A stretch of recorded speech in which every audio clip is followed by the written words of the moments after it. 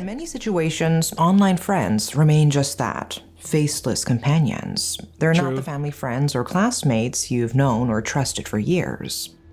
No matter how well you connect with someone online, it's crucial to treat them with the same caution as you would a stranger. A 15-year-old cosplayer disappears after heading out to meet an online friend to plan their next big event. Her sudden vanishing stuns Malaysia's close-knit cosplay community. But when the police dig deeper, they discover something far more sinister. This isn't just a missing persons case, it's a horrifying murder that leaves everyone shaken. This is the story of the cosplay killer and the heartbreaking death of Ng Yuk Tim. Dang. Bro, y'all gotta be careful out here, bro. The internet is a scary place. A lot of weirdos. A lot of dangerous people. Who looking at your internet history right now? Bro, we'll never know. Dark Asia with Macon, let's get it. Ng Yuk Tim's world evolved around cosplay. At just 15, she had already made a name for herself in Malaysia's vibrant cosplay community. Okay. Her social media accounts were filled with stunning photographs of her latest costume creations, each one showing just how talented and passionate she was. Bro, I'm not gonna lie, cosplay people, or like, and I hate to say people because that just make it seem weird, but like, I'm talking about the community, you know, like people who cosplay. Do that sound better? It's crazy how you could literally just switch words back and forth and it'll completely sound different. When I say cosplay people, it sounds like I'm like low-key disrespecting people. But then when I say people who cosplay, it's a whole different connotation. Anyways, sorry for rambling. People who cosplay, they actually do be hella talented. I wonder if they ever will decide to get into like designing outfits for movies and things like that. I feel like that's a great avenue to actually like get a bunch of money, and rather than just doing it for a hobby, if you ever want to get into it real, you got to find a way to like make it into like a lucrative job, especially now into 2024 or 2025. It was through these online channels that Ng first encountered Pun Wai Hong. Pun, a 22-year-old man, reached out to Ng under the guise of shared interest in cosplay. Their initial interactions seemed innocent enough. Discussions about upcoming events, costume ideas, and the intricacies. Is the dude in the back photoshopped or is he real? Discussions about upcoming events, costume ideas, and the intricacies of character portrayal. Ng, eager to connect with fellow enthusiasts, welcomed the friendship. Pun, who was much older than Ng, had hidden motives that would soon come to light. The big age gap between them was a red flag. But hell yeah. Nah, it shouldn't have got overlooked. First of all, they said this nigga is 22. Red flag! He's 22 and she's 15? Nigga, do I need to bring the cuffs over there and put this nigga in jail my fucking self? And where the parents is? Excitement of their shared hobby. The cosplay community, known for being inclusive and supportive, unintentionally played a part in connecting Ng and Pun. Events and online forums made it easy for them to interact, blurring the line between online chats and real-life connections. While this kind of overlap is common in online spaces, it can sometimes lead to dangerous situations. Hell yeah. As Ng and Pun's online friendship progressed, the prospect of meeting in person began to take shape. Pun suggested that Ng visited his house to discuss plans for an upcoming cosplay event. Hell no. Nigga, y'all literally talk online all the time. What reason did she need to meet you at your house to talk about a cosplay event? Nigga, y'all could talk on Discord about a cosplay event. Y'all could message about a cosplay event. Y'all could get on the phone about a cosplay event. Why does she need to go to your house? Red flag number 2. Hold up. The invitation seemed innocent enough, a chance to collaborate on costumes and share ideas face to face. Ng, excited by the opportunity to further her passion, agreed. Bro, this is disgusting. Bro, this is a little girl. Ng, excited by the opportunity to further her passion, agreed without hesitation. On the morning of October 21st, 2013, everything felt normal. Ng got ready to leave her home, excited about the day ahead. She had no way of knowing it would be the last time she'd walk out her front door, completely unaware of the danger waiting for her. Bro. As Ng left home that morning, her family had no reason to suspect anything was wrong. She told them she was meeting a friend to talk about cosplay plans, something she did often as an enthusiastic 15-year-old. Her last message to her family was a simple text, letting them know she'd arrived safely. But as hours passed, Ng's usual stream of messages and social media updates suddenly stopped. Her family, used to her being constantly online, started to feel uneasy. Bro, why did they let her? But her phone went. I can't even blame the friends.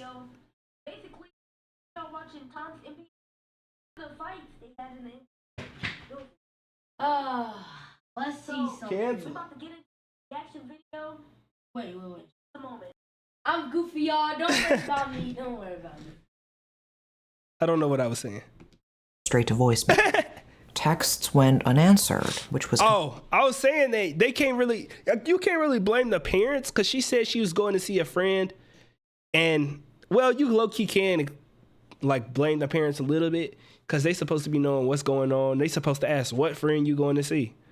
Like, they supposed to, like, poke and prod until they figure out what's going on. Location's supposed to be on, so they know exactly where she going. Like, oh my gosh, I feel like this is so horrible. Completely out of character for her. As evening approached, Ng's family's concern turned to panic. They reached out to her friends and fellow cosplayers, hoping someone had seen or heard from her. But no one had any information about Ng's whereabouts. The family began a frantic search, retracing her known routes and visiting places she frequently spent time. Ng Yuk Tim's family, growing increasingly worried, eventually tracked down Pun Wai Hong to ask about their daughter's whereabouts. Pun admitted that Ng had come to his house to discuss a cosplay event. He claimed that after their discussion, he had driven her to a nearby LRT station, where she got out of his car alone. According to him, this was the last time he saw her. The explanation didn't sit well with Ng's family. Hell no. They couldn't imagine her running away without a reason. Knowing how important time was, Ng's family wasted no time filing a police report. Yeah. They gave every detail they could, her last known location, her phone number, and even her online activities. The police quickly started their standard procedures, sending out alerts and beginning their search. These days, social media plays a huge role in missing person cases. Facts. And Ng's case was no exception. And in 2025, there's cameras everywhere. Like, they go find out where she was at, who did it, like... It helps spread the word quickly and coordinate search efforts. As the search ramped up, volunteers scoured places Ng was known to visit, looking for anything that could help find her. The cosplay community was relentless, with people even taking time off work or school to join the effort. That's fire. Their dedication kept the hope alive that they might be close to a breakthrough. Leading the charge was Pun Wai Hong, the last person known to have seen Ng. At first, his involvement earned him praise. He organized search parties, handed out flyers, and actively participated in online discussions about her disappearance. There's no way this dude this weird. Don't tell me he did something and he was the one trying to act like he was fighting for her freedom. Bro, don't piss me off today. Megan, I know it, you just a messenger, but don't piss me the fuck off. To many, his commitment seemed genuine. But as the days wore on, his actions began to raise suspicions. Hwan Chi-hung, a former police officer turned civilian crime buster, found Pun's account suspicious.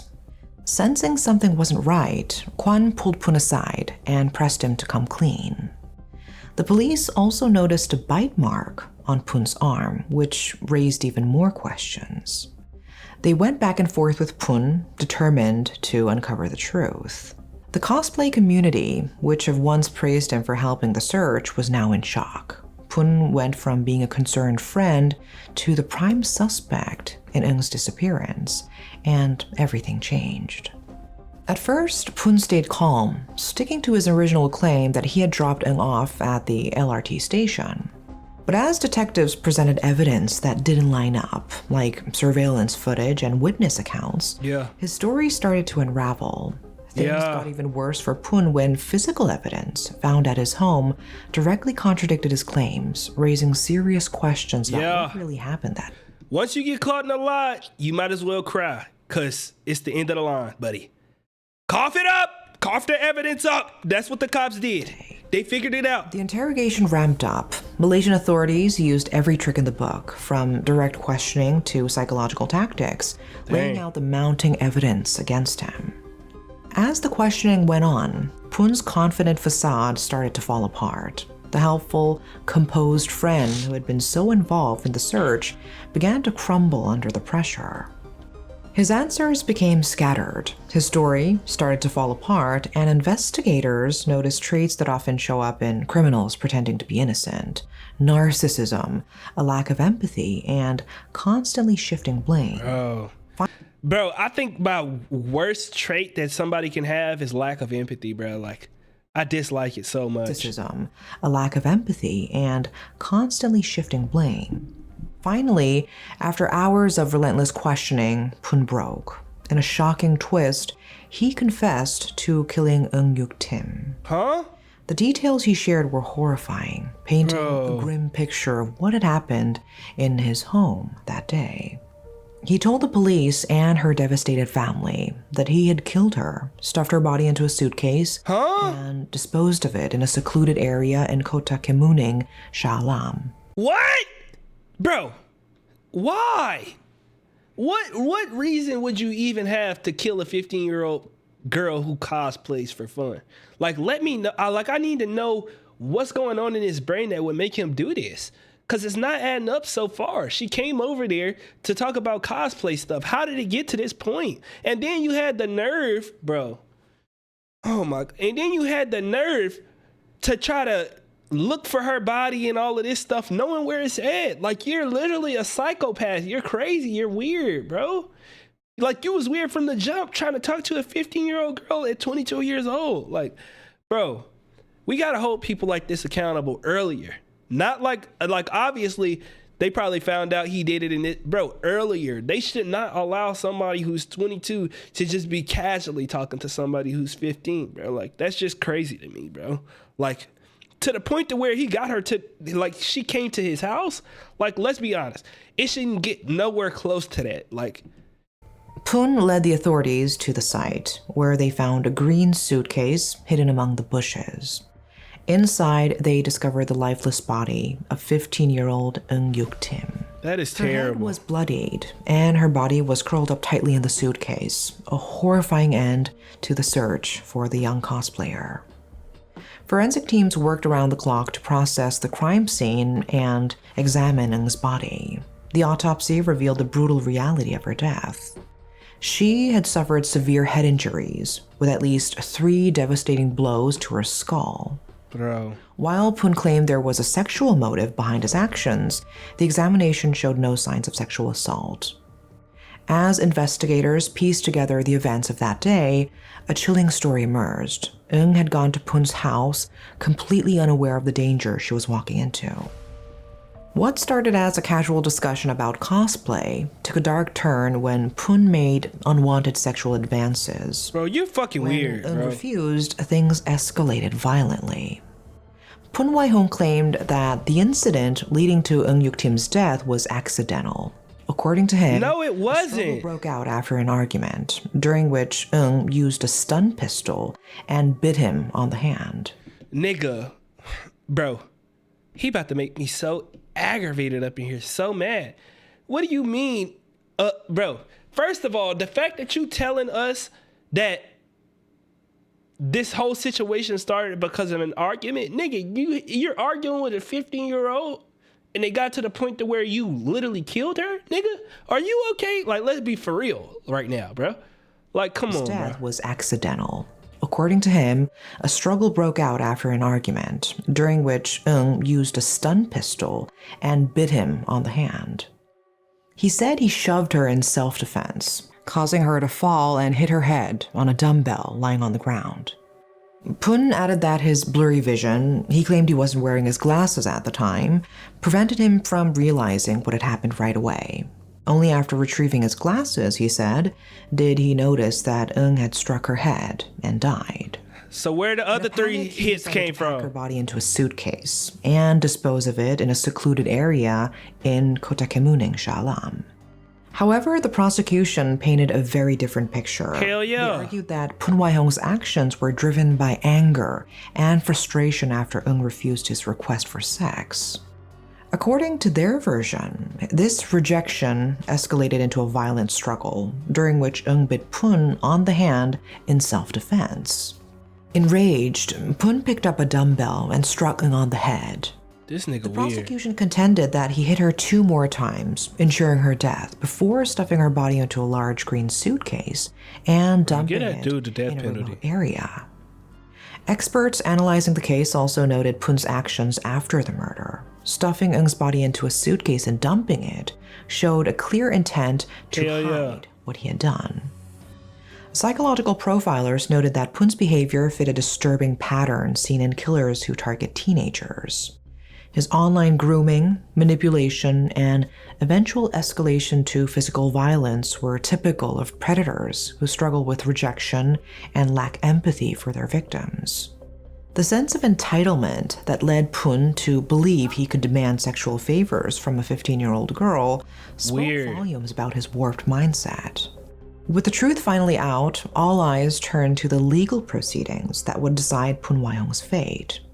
Initially, it seemed justice had been served. In 2018, the Shah Alam High Court found Pun guilty of murder and sentenced him to death by hanging. For many, this verdict brought a sense of closure to a case that had shaken Malaysia. But this wasn't the end of the story. Just a year later, Pun's defense team filed an appeal that would take a shocking turn. What they appealing? On September 12, 2019, the Malaysian Court of Appeal revisited the case. His lawyers argued that Pun never intended to kill Ng Yuk Tim, and nigga, she had 3 hits to the head and then he hid the body in a suitcase. In a surprising move, the court accepted this claim. The death sentence was overturned, and Pun was instead found guilty of culpable homicide, a lesser charge. Of what? The decision stunned the nation. Life in prison? And left Ng's grieving family in disbelief, exposing just how complex and, at times, frustrating the pursuit of justice can be. Bro, what do you mean he didn't? Like, how do you reverse the charges claiming that he didn't mean to kill somebody? It was a 15-year-old girl. You telling me he had to kill her? Like, was she that damn strong? Nigga had dumbbells in the crib. He worked out. Like, she was that strong that she was fighting with it. Like, come on, bro. Like, I don't believe that. The reduction in charges led to a dramatically different sentence. Pun received 22 years in jail. Bro, I'm about to end the video. Don't do this. Backdated to his arrest in 2013. This meant he would serve less than 2 decades behind bars for taking a young girl's life. That is crazy. The prosecution initially appealed this decision, hoping to reinstate the murder conviction and death sentence. However, in an unexpected move, they later withdrew their appeal. They cited concerns that pursuing the case could further result in an even lighter sentence for Pun, and potentially set a harmful precedent for future manslaughter cases. For Ng's family, the final verdict was a crushing blow. I bet, bro. Her mother, aunt, and grandfather had hoped to see Pun face the ultimate punishment for his horrific crime. Instead, they were left to confront the painful reality that her killer would eventually walk free. Ng's mother, Sim Yi-ling, shared how her grief remained as raw as ever, even as she... Bro, this is why I don't know if I could be a parent, bro. Because if somebody do that to my daughter, bro, I ain't gonna lie, 22 years he get out, I promise you, he gonna still end up with that death sentence. Bro. Celebrated what would have been Ng's That's 22nd crazy. birthday, the weight of her loss was impossible to ignore. The reduced sentence offered little solace to the family, still trying to navigate the aftermath of such a tragedy. The tragic case of Ng Yuk Tim became a sobering reminder of the dangers lurking in seemingly innocent online interactions. In the years since, schools and community organizations across the country have intensified efforts to educate young people about internet safety. And I feel like should be something that's normal, especially with the internet becoming more and more prevalent as we get older and we start to have children and we see these types of things happen. We definitely should like have some type of way of educating kids on the internet and how dangerous it could be, whether it's like actual like physical danger, but also I feel like something that we don't talk about is the mental side of things. Like it is really, really big and important in my opinion. But y'all let me know what y'all think. Should that be a thing that's bigger, and how would we implement that? Should it be like a thing in school? Like, you know how in school they used to talk about like drugs, don't do drugs, stuff like that. I feel like it should be a program for online and stuff like that. Like, you know? And the risks of meeting online acquaintances in person. Despite these initiatives, challenges persist in protecting youth from online predators. The ever-evolving nature of social media and online platforms makes it difficult for parents and educators to keep pace. Yeah. Predators continue to find new ways to exploit young people's trust and curiosity. As technology advances, so too must our vigilance in safeguarding the next generation from those who would do them harm. Oh, God. That's all for today. Thanks for watching. No, thank you for making this. I actually needed this awareness. I feel like this is very, very important for the youth. Let me know y'all's opinions on this case. This case was disgusting. Bro is a weirdo. I ain't gonna lie.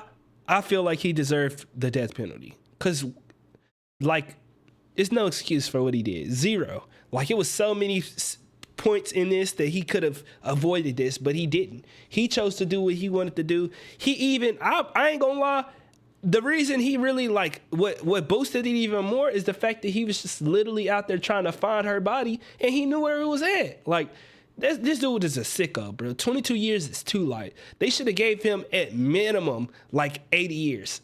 You know what I'm saying? Life in prison, 80 years, something that literally would be like, you might get 1 year free after, like 1 to 2 years, maybe maximum 10 years free. You know what I'm saying? Like, you might happen to die of old age inside the prison. Like, that's what I would have gave this dude for the stuff that he did. But y'all let me know y'all's opinions down in the comment section below. And if y'all want more late nights with Vex, let me know in the comment section below, and we'll continue to get these videos pumped out like a dump truck.